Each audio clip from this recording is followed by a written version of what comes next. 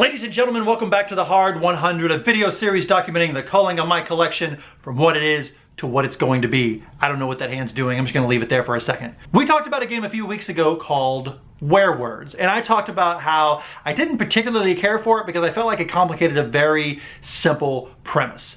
Today, we're going to talk about the game in which it was spawned, not the original Werewolf, a game which I think is fucking great, and that is One Night Werewolf. One Night Ultimate Werewolf, to be specific, by Ted Alspach and Akihisa Okui, sorry, is a game by Bezier Games, the new classics, in which it takes the traditional werewolf formula and condenses it to one night. Not night one, gotta go backwards. This game, let me tell you about why it's fucking great. Let's get this out of the way. It's in my Hard 100. Werewolf is out. I don't know if One Night Vampire is staying in or out. I don't like the complications that they add to the vampire one, but whatever. I'm keeping One Night Ultimate Werewolf because I fucking love it. Why do I fucking love it? Let me count the ways. Way number one, it works so flawlessly with a small player count. If you play with 4 players, it's perfect. If you play with 5, it's perfect. As long as everyone knows what they're doing, you can get kind of better.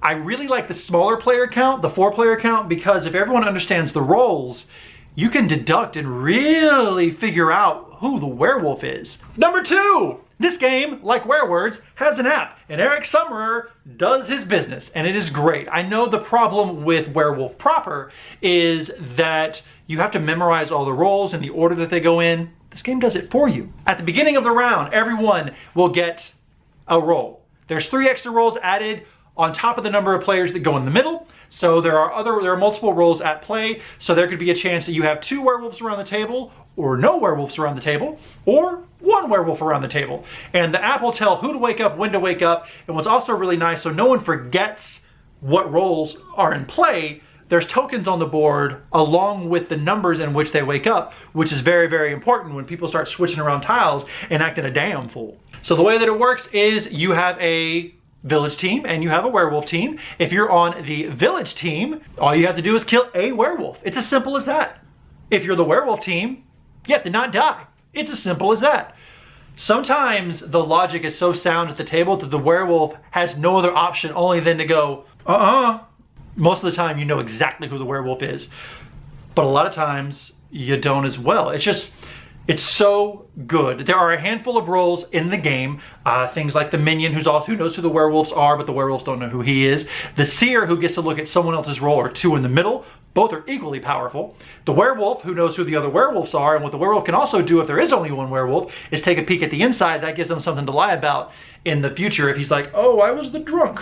Speaking of the drunk is probably my favorite role in the game. You have a troublemaker who mixes cards. You have a robber that mixes cards, but then the drunk, wonderful. All he does is he takes his role and swaps it for 1 in the middle. He doesn't know what his role is. He's so drunk he forgot it. There might be a little bit of an issue with people not knowing what their role is, because whatever's in front of you is your role, even if you don't know what it is. The only difference is whenever the robber takes someone's role and looks at it, that's now the robber's new role. He doesn't get the power, so if he draws someone from a werewolf, that other person's not a werewolf anymore. The robber's the werewolf, and he's like, oh, goddamn, huh.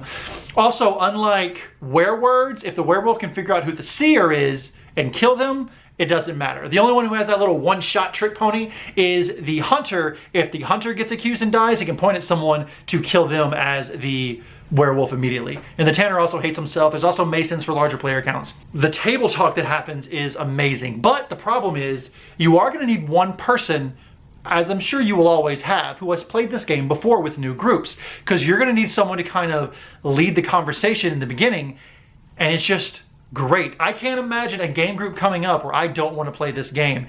It's easy to play, it's easy to explain. It takes 1 round for everyone to go, oh, I get it. And then at the end of the round, Eric Summerer says 1, 2, 3, vote, everyone points. No discussion, no defenses, and then majority wins or loses. That's it.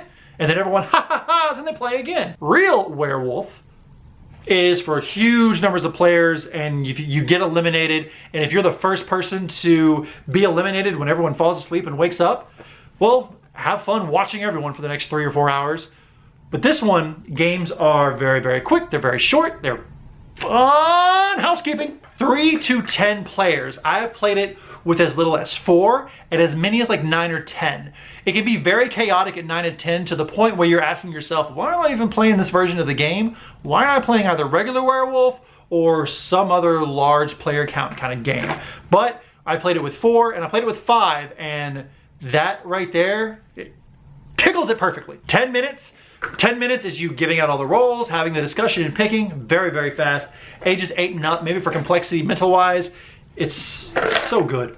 One Night Ultimate Werewolf. I can't speak for One Night Alien, One Night Vampire. There's another One Night game out that I forget, something about beasties. I can't speak for Daybreak, any of those. I know every one of these games adds their own role and their own little twist. So the vampires add marks that can turn people into vampires. The aliens add numbers to mix in with a few things. I don't know what Daybreak adds, but I do know I don't need or want any additional roles to this, because I think the roles that are included are bonkers and they're easy to understand. They're easy to follow. I don't have to explain too much, and it's just fun. This is the kind of game when you win because you're maybe the only werewolf, you want to high-five everyone around the table until you quickly realize no one's gonna high-five me, but I won. Ladies and gentlemen, my name is Billy. Thank you so much for joining me in the Hard 100. One Night Ultimate Werewolf is in. I already told you that, but it's still in because I love it. Never getting rid of this one. I don't know if I'm gonna keep the vampire one, but this one, it's so good. I don't like the doppelganger role. I think she complicates things. But that's only for like wicked high player counts anyway, which is not something I'm gonna be doing. So once again, my name is Billy. Thank you so much for joining me on my Hard 100. That is on my shelf. Not right there, obviously. I'll find a spot for it. Again, thank you so much for joining me. I hope you and yours are well this time of the year. Are we in a new year? I think we are. Or not. Is it a new year to you? Cool. Peace out.